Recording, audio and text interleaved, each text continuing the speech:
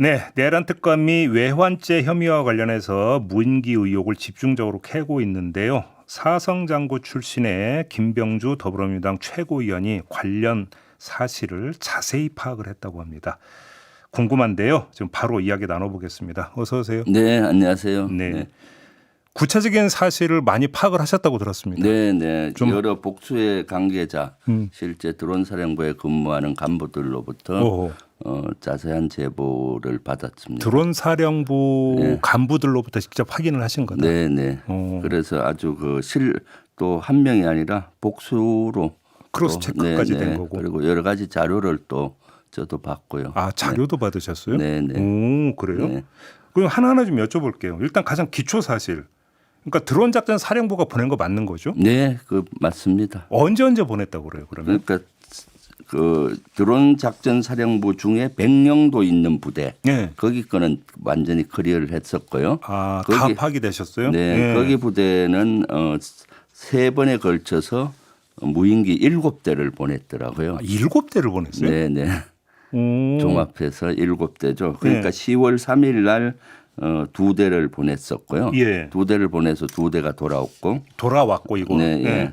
그리고 10월 9일 날이죠. 8일 날 밤 11시에 보내서 네. 9일 날 새벽 요때 4대를 보냈는데 네. 3대가 돌아오고 1대가 이제 평양에 떨어진 겁니다. 추락한. 혹시 그럼 추락. 북한이 공개한 게 바로 이제 추락한 그거예요? 네, 그렇습니다. 그걸로 보이고요. 예. 그리고 11월 13일에는 이제 남포에 북한 남포가 군사기지가 집중된 지역이에요. 그렇죠. 예. 남포에 2대를 계획했었는데 예. 1대가 갔다가 무사히 돌아오니까 그다음 1대는 보내질 않았더라고요. 그래요? 네. 그러면 지금 북한 갔다가 떨어진 거 한 대라는 얘기가 되는 거잖아요. 네. 종합을 하면. 네. 근데 그 국방부 감찰단인가에 해서 분실된 게 2개가 있었다고 했었잖아요. 네. 이건 어떻게 된 거예요? 그러면? 그게 이제 조사를 해야 되는 겁니다. 아. 백령도에 있는 부대 거는 요것이 하나고. 명하고 동해 쪽에도 혹시 동해 부대가 쪽에 있는 부대에서 하나가 소실이 됐는데 아. 그 소실이 이제 어디에서 소실됐느냐라는 게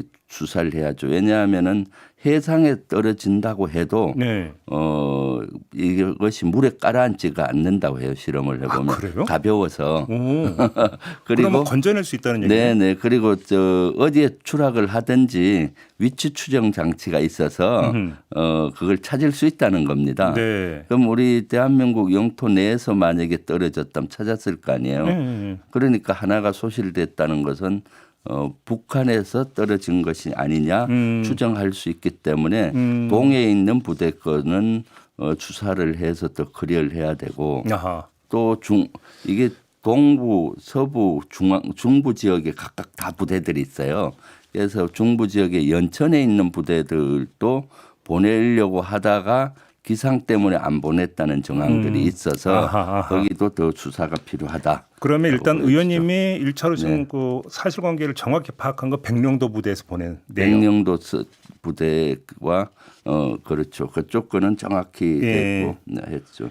그래요. 어제 그 나온 뉴스를 보면 내란 특검팀이 무인기 부대 여러 곳을 특정을 했다. 이게 지금 의원님이 말씀하신 그 맥락으로 이해를 하면 네, 되는 그렇습니다. 거죠? 여러 부대가 동해, 서해, 중부 지역에 있는 부대들 예. 다 조사가 필요하거든요. 근데 이 무인기는 풍선하고 다르게 좌표가 입력이 되는 거죠. 네. 지금 좌표가 어디였는지 이거 파악하셨어요? 네. 좌표도 이것은 가는 경로도 좌표를 넣어야 되고요. 오호. GPS로 한 30km나 뭐 어떤 키로 이 꺾어질 때마다 였습니다. 방향을 틀 때마다 그렇게 좌표를 입력을 해야 되고 최종 목표 지점은 이제 전단을 삐라를 투하하는 지점. 아, 그거는 최종 목표라고 봐야 되잖아요. 그렇죠. 그거는 이제 입력을 해서 그 지역에 가면은 전단통이 분리가 됩니다. 네. 분리되면서 삐라가 떨어지는 거죠. 오, 그럼 그 지점이 어디였어요? 그것도 확인하셨어요? 네. 그래서 10월 3일 날은 좌표로 받았는데 네. 나중에 보니까 북한의 15관사라고 해서 간저러 15관저. 어디에요, 여기는? 15관저는 평양에 있는 아주 주요 핵심 시설입니다. 예. 김정은의 숙소로 추정이 되고 아. 그 부근이 이제 핵심적으로 노동당 1호 청사나 호위사령부 또는 김일성 종합대, 외무성, 내각 종합청사 등 핵심 그런 기관들이 있는 쉽게 겁니다. 북한 지도부가 몰려 있는 네, 곳이네요. 네. 우리로 얘기하면 한남동과 용산 지역이라고 봐야 되겠죠. 그렇죠, 대통령실과 뭐 이런 지역에 보냈던 걸로 보이고요. 이것이 전투 실험을 한 결과에 의하면은 한 1km 상공에서 삐라를 투하하면은 한 지상에 한 2km 정도 범위까지 떨어진다는 거예요. 분산되니까. 퍼지니까. 그러니까 그렇죠. 이 지역의 주요 시설에 떨어지는 거죠. 네네. 그래서 이것은 북한의 심장부에 자극을 줘서 도발을 우리에게 대응 도발을 유도하는 것이 아닌가라고 의심이 되는 쉽게 거죠. 평양 주민들을 상대로 한 게 아니고 네. 북한 지도부를 상대로 해서 자극을 시키려고 했다. 네네. 그래요? 그렇죠. 그 정도 되면은 어떻겠습니까? 예전 같으면 바로 그것도 김정은에 대한 욕설이나 비판 내용이 많잖아요. 최고조는 모독이죠. 최고조는 모독이니까 네. 그럴 때는 북한 군부에서 바로 대응 도발을 하지 않으면은 본인들 잘렸잖아요. 옛날에는. 불충죄가 되는 거죠. 불충죄. 그러니까 예전은 그런데 이번에는 수사적인 위협으로 대응을 했으니 천만 다행이었던 거죠. 우리로 봐서는. 그러면 10월 3일에 띄운 무인기의 좌표가 15 관적이었고 네. 그럼 8일 날 띄운 건 어디였습니까? 8일 날 띄운 거는 그날은 아예 15 관저라고 명령을 받았다 그러더라고요. 실무자들한테 네. 이 좌표를 이렇게 입력하라고? 네. 오. 구글 지도에 들어가면 15 관저를 찍을 수 있다 그래요. 그래서 아예 15 관저라 처음에는 좌표로 줬는데 9일 날 떨어질 때는 15 관저 부근에 투하해라라고 임무를 받았다고. 그럼 그 임무를 준 주체도 확인하셨습니까? 누가 그렇게 일단은 지시했는지? 드론 사령관이 이제 비하기를 통해서 백령도 있는 부대 지휘관한테 전화를 했고 사령관이 직접 직접 전화를 한 거죠. 그 사이에는 사실 사령부 밑에는 여단이 하나 있고 대대가 있습니다. 네. 그걸 격려하지 않고 바로 백령도에 나가 있는 중대장 또는 소대장에게 직접 전화로 가는 경로와 목표 지점에 전화를 줬고 이것도 미리 준 것이 아니라 이륙하기 한 3-4시간 전에 줬다고 해요. 사령관이 소대장, 중대장한테 직접 연락을 해서 지시를 한다는 그 자체가 이례적인 거 아닌가요? 네, 그렇죠. 대단히 이례적이죠. 그리고 제가 봤을 때 이 15관제를 찍을 수 있는 능력은 드론 사령부는 없습니다. 왜냐? 이 효과 있는 데를 찍어야 되지 않습니까? 그렇죠. 삐라를 뿌리는데 그럼 드론 사령부의 정보 능력은 그것이 아니라 드론을 통해서 뭐 예를 들면 사진을 찍어서 첩보를 하면은 그 합참의 정보본부나 이런 데 보고해서 그런 데서 분석하는 거거든요. 그래서 15관저 정도 찍을 수 있는 데는 고위급이죠. 대통령실 뭐 안보실이라든가 합참의 정보본부라든가 방첩사라든가 그 정도가 아니면 평양에서 어디에 뿌렸을 때 가장 북한이 아파할 것인가 찍을 표적은 그래서 15관저 정도 찍을 정도가 된다는 것은 드론 사령부 그 이상에서 이 목표 계획을 했다. 그리고 또 그 경로를 찍어줬는데 딱 그 받아보는 순간에 밑에 있던 실무자들은 잘 알잖아요. 무인기를 운용하는 이것은 전문가가 찍은 것이 아니다. 좀 그 경로를 찍을 때는 어떻게든 생존해서 돌아오는 코스를 면밀히 분석합니다. 그렇죠. 북한의 대공진지를 피해 당연히 임무를 그런데 그것이 아니라 대략 찍었고 위험한 지역이 이렇게 들어가 있어서 처음에 받아보고 대단히 의아해했다라는 게 실무진들의 얘기고. 그런데 너무 시간이 촉박하니 그대로 시행을 8월 10월 3일하고 9일 날은 했고 11월 13일 날은 온천 비행장이라고 전투 비행장을 경유해서 남포로 들어가서 비행장을 경유하는 것은 너무 위험하다. 전투 비행장은 왜냐하면 거기 레이더 기지도 있고 대공진전 촘촘하잖아요. 그래서 그 해당 실무자들이 그 띄우기 전에 이건 위험하다고 문제 제기를 한 겁니다. 경로를 듣고. 네. 그래서 이제 다시 경로를 찍어줬는데 비행장만 피하고 대동강을 따라서 이래 들어갔는데 거기는 북한의 잠수함 기지 뭐 여러 기지들이 더 촘촘한 데를 찍어줘서 어쩔 수 없이 하긴 했는데 너무 의아했다. 이거는 무인기를 또 살아서 돌아오게 하는 것이 아니라 자살 행위를 하게 하는 것이 아니냐라는 이거는 그러니까 생각을 했다 하더라고요. 북한 군부 자극용 이렇게 이해를 그렇죠.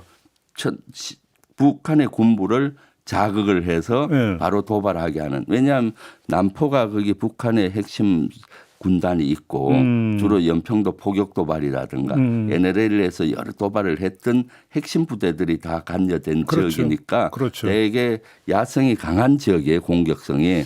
거기 직접 공격을 해서 이번에는 하려고 한 것이 아니냐. 그러니까 이건 지금 의원님의 말씀을 듣다 보니까 추정인데 네. 그러니까 10월 3일, 10월 8일에 일단 띄워서 그때는 15호 관저 네. 김정은 위원장이 있는 곳에 뿌렸는데도 바로 대응을 안 하니까 네. 그러면 그 마지막에 남포 쪽으로 해갖고 그 북한 군부가 그냥 알아서 즉각 대응할 수 있도록 혹시 유도했다 이렇게 이게 연결이 되는 걸까요? 네, 혹시? 네, 그렇죠. 저도 그렇게 봤어요. 저게 예. 심장을 향해서 총을 겨누는데 아무 반응이 없으니까 예. 이번에 목에 칼을 들여서 즉각 반응을 보는 거죠. 그렇게 보여지고 특히 11월 13일은 북한의 도발을 유도했다는 저는 확신을 이 얘기를 듣고 했는데 왜 그런가 하면은 통상 무인기를 띄울 때는 10분 간격으로 띄웁니다. 아, 한 대 그래요? 보내고 왜냐하면 발사대에서 띄우니까 한 개 발사대 10분 보내고 그다음 또 같이 이래 가다 보면 같이 교란이 될 수가 있어요. 전파 교란이. 아, 그럴 수 있죠. 같은 예, GPS를 예, 받으니까 예, 예. 그래서 10분 간격으로 띄워서 거리를 이격해서 가는데 그렇게 해서 작전을 해야 용이하는데 예. 이날은 한 대를 보내고 예. 한 두세 시간 후에 보내라는 거였어요. 11월 13일은 왜 남포를 10분 간격이 아니라 왜 그 두세 시간 동안? 한 대가 가면은 북한 지역에서 비상이 걸릴 거 아닙니까? 그렇죠. 그럼 모든 군사기지에선 대공 방어태세가 걸릴 거 아니에요? 어. 그럼 그 이후에 두세 시간 후에 다시 가면은 두 번째 거는 완전히 격추되든가 발견될 거 아니에요. 혹시 간단히 대공방어 할 시간을 주자 이 차원이네요. 그렇죠. 그렇게 보여. 제가 군사 전문가로 봐서는 예. 그리고 본인들도 이거는 그렇게 느꼈다 그러더라고요. 한 번 가서 해집고 왔는데 또 늦게 가면은 대기 다 스탠바이 시켜놓고 가면은 이건 완전 쉽게 자살행위고. 말하면 포쏠 시간적 여유를 주자. 네. 한마디로. 그리고 또 그 대동강을 들어갈 때 통상 고도를 한 2km 상공 2,000m에서 들어갔는데 그 지역 군사 집중 지역에 들어갈 때는 800m까지 고도를 낮추어 들어가도록 임무를 받았다는 거예요. 통상 더 높일 해야 되는데 그 낮추면은 어떻게 되겠습니까? 예. 그래서 요격될 확률이 많지 않습니까? 그래서 한 대가 안전하게 돌아오니까 보고하니까 그 좀 기분이 나쁜 투로 어떻게 돌아왔어 하고 그 다음에 이제 그거를 아이고. 취소를 했다는 거예요. 그 다음 거는 안 보냈다는 거예요. 그래요? 그래서 이런 것들은 정황상으로 보면은 실질적으로 북한의 도발을 조직적으로 유도한 것이 아니냐. 그리고 남포 이런 데도 사실 군사기지를 찍을 수 있는 능력은 드론 사령부에서는 없다. 그래요? 그러니까 그 위에 뭐 하는 거고 사실 북한의 이 정도 가서 전단을 뿌릴 정도가 되면은 저는 오랜 군 생활로 봤을 때 대통령의 결심 없이는 이루어질 수 없는 겁니다. 이 작전은. 여기서 어떤 군사 충돌이 어떻게 나올지 모르는 상황이니까 당연히. 네. 근데 지금 전단지를 뿌렸다고 말씀을 주셨는데 세 차례 걸쳐 7대를 띄웠다지 말씀하셨잖아요. 그 7대 모두 전단지를 싣고 간 거예요? 네, 그렇습니다. 무인기 어떻게 전단지를 근데 싣고요? 이걸 개조를 한 겁니다. 개조를? 이 개조 작업을 6월 달에 이 설계를 하고 그다음에 이제 7월에 3D 프린터기로 드론 사령부에서 드론 통을 만든 겁니다. 전단지 통을. 예. 전단지 통을 만들고 그거를 무인기 개조를 해야 되는데 무게가 소형이지 않습니까? 그렇죠, 무인기가. 그렇죠. 그래서 무인기는 주로 적진에 들어가서 카메라로 그 적상을 찍어서 오는 거기 때문에 카메라를 떼내고 대신 무게를 이걸로 단 겁니다. 전단통을 이어서. 그러니까 전단통이 크지는 않고요. A4지를 이렇게 마름 정도 전단통 반원 정도. 저기 보이는 지금 유튜브로는 지금 사진이 나가고 있습니다. 자체계처럼 저렇게 하는 거고 저렇게 되니까 전단을 최대 600장까지 열 수 있었다 그래요. 600장. 500에서 600장 정도. 잠깐만 지금 중요한 말씀을 주셨는데 그래서 이 무인기 개조 작업을 작년 6월부터 시작을 했다고. 네.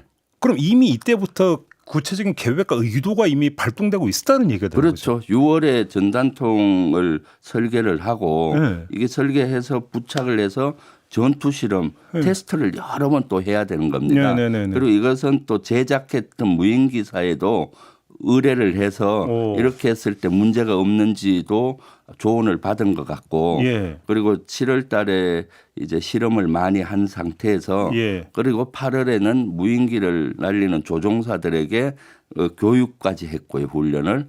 그리고 10월 달에 이것을 시행을 한 것이죠. 그러면 아무리 짧게 잡아도 작년 6월 그 시점에 이미 내란 계획을 세우고 있었다고 지금 이렇게 추정을 할 수 있는 거죠. 이 무인기를 보낼 계획을 수립을 했던 거죠. 이것은 이미 6월경부터 윤석열 정권에서 기억해 보십시오. 9.19 군사합의 효력 정지하면서 또 여러 가지들을 추진했습니다. 예. 대북 확성기를 틀어서 대북을 자극하면서 대북 확성기에 대한 직접 조준 사격에 북한을 유도를 했는데 북한이 응하지 않고 소음을 보냈잖아요. 네. 그런 걸 하고 이미 그때부터 이것을 조직적으로 계획을 한 것이 아닌가 추정할 수가 있죠. 그러면 전단은 어디서 작성을 한 거예요? 전단은 이제 그 심리 전단으로부터 수령을 했다고 해요.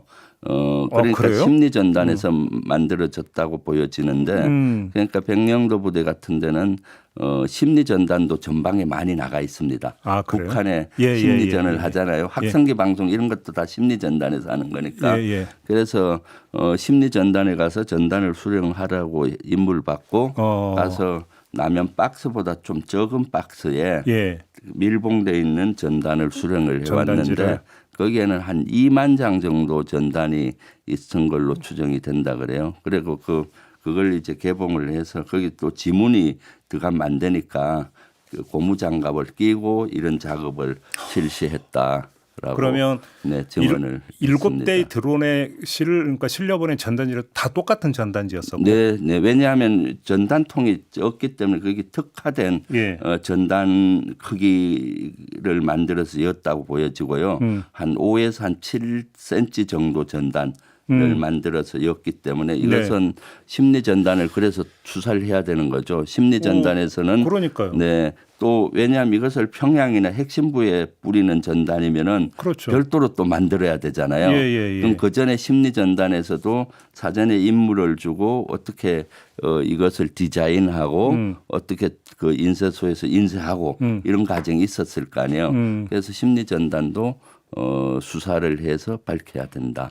라고 보여집니다. 파편적으로 나왔던 것 같은데 그때 그 대북 전단의 내용이 이른바 최고 존엄을 욕하는 그런 내용이었던 건가요? 네, 그렇죠. 그런 거였죠. 김정은 위원장 욕하고만. 네. 그 김종대 전 정의당 의원이 지난주에 어떤 이야기를 했냐면 무인기가 북한으로 날아갔던 그 시점에 지상작전사령부는 공중조준을 지시했다. 이런 이야기를 한 바가 있었거든요. 네. 혹시 관련해서 파악하신 내용이 있으실까요? 그것은 뭐 아직 파악은 안 됐는데 네. 파악은 가능할 것 같고요. 예. 그런데 중요한 것은 이것을 북한에 보낼 때는 무인기를 보낼 때는 여러 사령부가 알 수밖에 없어요. 왜냐하면은 공군작전사령부라든가 지상작전사령부 이런 데가 모르면은 5인 사격을 할 거 아니에요. 아, 그렇죠. 그럴 수 북한으로 있죠. 가는 것도 월북 무인기이기 때문에 사격을 해야 그렇죠, 되는 거고 복귀할 때는 북한 무인기로 오인하고 작전이 시작될 거 아니에요. 귀환할 때는 남하가 되니까. 네. 그렇죠. 그렇기 때문에 저는 분명히 관련 사령부는 알았을 것이다라고 예전부터 추정을 했는데 예. 10월 8일 날 경력금을 5개 부대에 주잖아요. 그것이 이것을 알아야 되는 부대에게 준 겁니다. 지상작전사령부 알아야 되고 공중작전사령부, 예. 합참작전본부, 예. 뭐 그다음 연합사령부, 드론사령부 이렇게 줬던데 저는 그 8일 날 이 작전이 저녁에 시행이 되기 때문에 사전에 알려주고 그 너들 지휘관하고 핵심 요원만 알고 있어라. 그리고 그러면은 우리가 비밀 작전이니까 없었던 걸로 해라 하고 통제를 시키지 않았나 싶습니다. 자, 정리를 하면 드론 사령관이 백령도 부대 소대장, 중대장한테 직접 비아폰으로 연락을 해서 띄워라. 네. 이런 직접 지시를 내린 거 확인을 하셨다고 하셨고. 네. 그러면 드론 사령관한테 누가 지시를 했느냐. 네. 이게 지금 핵심이잖아요. 네, 이것은 이 표적을 주고 북한에 할 수 있는 사람은 대통령 결심 없이는 통상적인 걸로 봐서 못한다. 그럼 대통령이 결심하고 그 중간에 누구를 통해서 이것도 지휘계통을 정상적인 건 안 거쳤을 것 같고 그 역할을 안보실에서 했느냐 아니면 뭐 방첩사가 했느냐 합참이 했느냐 그런 게 가제가 남아 있는데 이것은 드론 사령관을 수사하면은 정확히 나오지 않을까 싶습니다. 그렇죠. 드론 사령관이 자기가 지시를 받았을 거니까 드론 사령관이 입만 열면 되는 거네요. 네, 그렇습니다. 그리고 그 동안은 조각조각 것들은 나왔는데 이제 종합적으로 이제 퍼즐이 맞춰진 것은 오늘 제가 처음이죠. 그러니까요. 그러니까 이제 북한에서도 이제 그 긴급성명을 통해서 했을 때 뭐 이게 서해 백령도에서 이렇게 해서 뭐 디귿자로 꺾어서 들어왔다라는 그 경로까지도 이야기한 적이 있었잖아요. 이게 다 확인이 된 거네요, 결국은. 네, 그렇습니다. 근데 지금 이거는 백령도 부대에서 이제 띄운 것만 확인이 된 거고. 저기 동해 쪽이나 중부 쪽에서는 이건 아직 확인이 안 된 거죠. 네, 그래서 연천에 있는 부대와 동해에 있는 부대도 확인해야 되는데. 그러면 규모가 더 클 수도 있겠네요. 그렇죠. 이게. 왜냐하면은 북한이 주장한 것은 10월 3일, 9일, 10일이었거든요. 10일 건은 확인이 안 됐습니다. 그리고 연천 부대도 3일하고 8일 날 띄울 때 그 백령도에 있는 중대장이나 소대장도 겁날 거 아니에요. 이런 작전 처음 해보니까 이거 우리만 준 거야 하고 또 혹시 연천에 해당 지휘관한테 전화를 했던 것 같아요. 아 그래요? 뭐 우리가 이런 거 하는데 너들은 어떡하냐 하니까 우리도 준비를 했는데 이제 기상 때문에 우리는 노고 결정이 났다. 이걸 마지막 고노고라고 해요. 군에서는. 노고 지오. 고는 시행. 노고는 뭔 이유가 있으니까 중지. 스탑 이거거든요. 그런데 본인들도 준비를 했는데 노고 결정이 났다 해서 시행을 곧 10월 8일인지 3일인지는 정확히 기억을 못 하는데 안 했다라고 보여지고 그러면 거기도 조사를 해야 되는 거고요. 그리고 연천에 있는 중부 지역에 있는 교육센터가 드론의 그 개조 작업을 한 겁니다. 예를 들어 삐라통을 만들어서 했기 때문에 교육센터. 여기는 아마 무수히 그 통을 여러 개를 만들어서 실험을 했을 겁니다. 초창기에 실험을 성공하려면은 그런 것들이 거기에서 이루어졌기 때문에 그것을 다 확인을 해야 되고 그리고 수사는 그때 25명 표창이 그 언론에 나왔잖아요. 요 작전이 이후에 25명을 국방부 장관 합참의장 합참작전본부장 표창 5명 10명 나누어서 줬어요. 그 25명은 다 관련이 있는 사람이다. 요 인원만 다 조사. 제가 표창을 쭉 분석해 보니까 교육센터가 한 2명 들어가 있고 그건 드론을 삐라통을 만든 사람들인 것 같고 드론 사령부에도 참모들이 있더라고요.